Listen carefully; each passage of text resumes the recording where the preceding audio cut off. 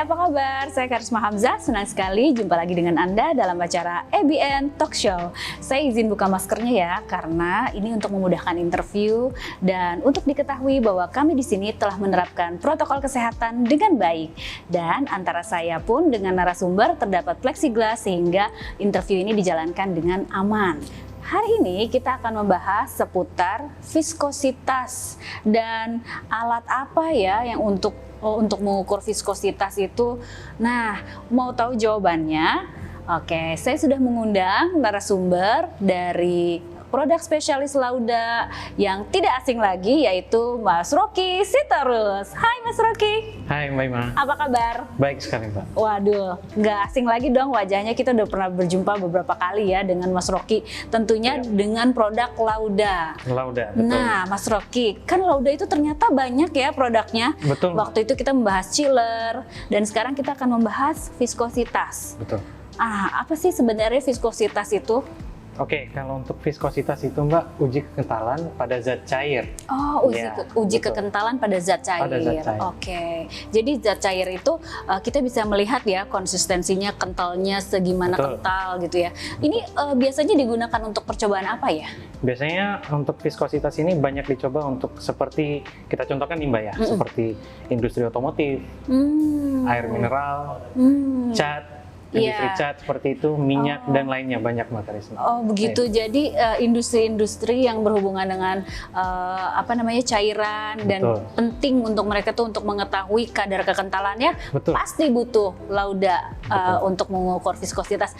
Ngomong-ngomong, nama alatnya apa sih? Kita dari tadi udah mau mengukur viskositas tapi belum disebutkan nih. Nama alatnya apa nih? Iya benar, kalau untuk dari Lauda, alat kita viskometer. Viskometer, Betul. oke.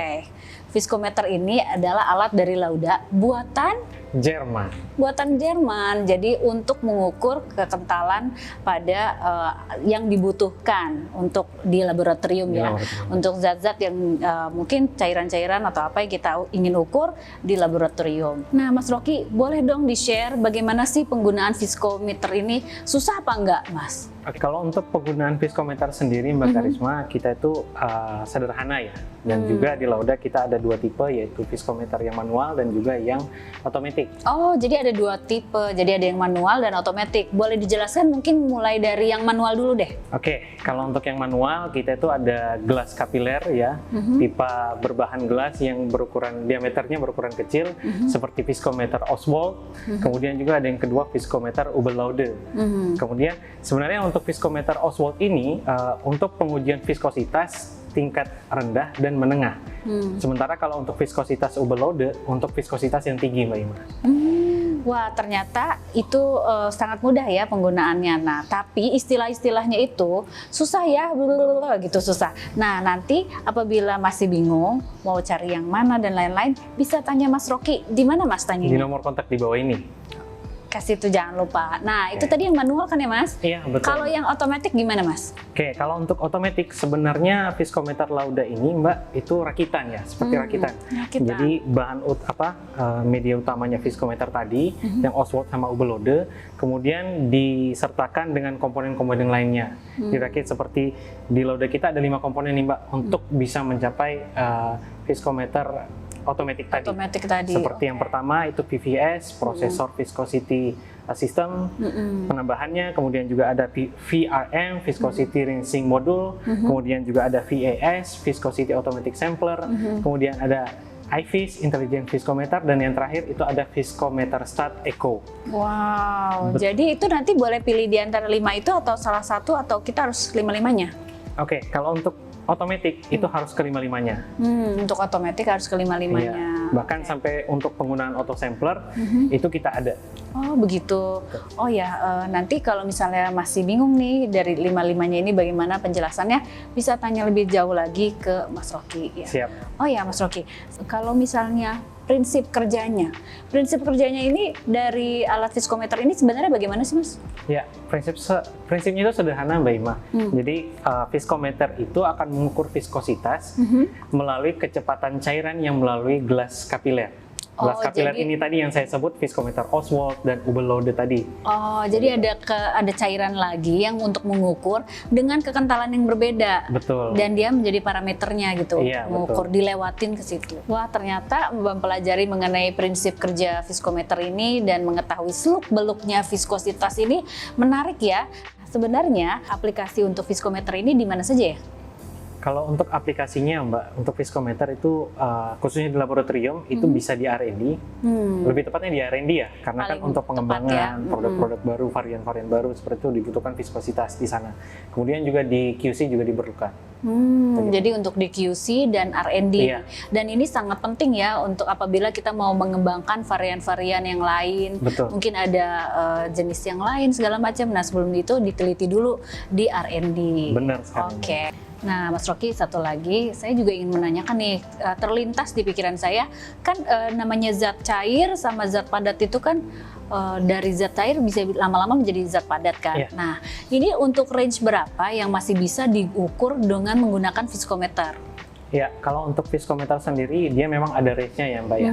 Dari viskositas tingkat rendah bisa kita bilang viskositas dinamis itu seperti air, Ya. etanol dan lain-lainnya. Yang begitu. cair banget ya? Benar. Seperti juga kalau untuk viskositas tingkat menengah itu seperti minyak. Dan viskositas tinggi seperti yang saya sebutkan tadi cat, oil, terus juga pelumas, kemudian juga sediaan obatan cair seperti itu kurang lebih. Itu yang sudah menjurus ke zat padat. Iya, betul. Oh. Nah, Mas Rocky, ini ada pertanyaan pamungkas nih terakhir. Ya. Sebelum kita membeli viskometer, kita harus memperhatikan hal-hal apa aja nih yang kira-kira yang harus kita ketahui dulu?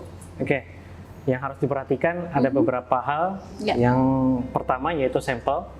Jadi sampel yang akan diuji pada viskometer itu sampel seperti apa? Nah, Apakah penting ya yang penting tadi ya. banget, Mbak.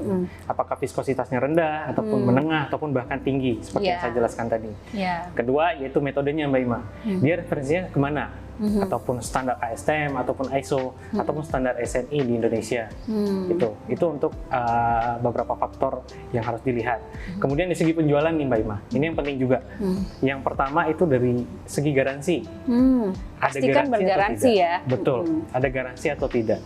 Kemudian juga dari komponen suku cadang dari alat tersebut. Untuk viskometer kan banyak juga ya untuk komponen-komponennya seperti yang saya jelaskan tadi begitu. Kemudian juga fasilitas training yang disediakan. Apakah ada? Karena kan kalau untuk pembelian alat baru pasti kan ada fasilitas trainingnya. Gitu.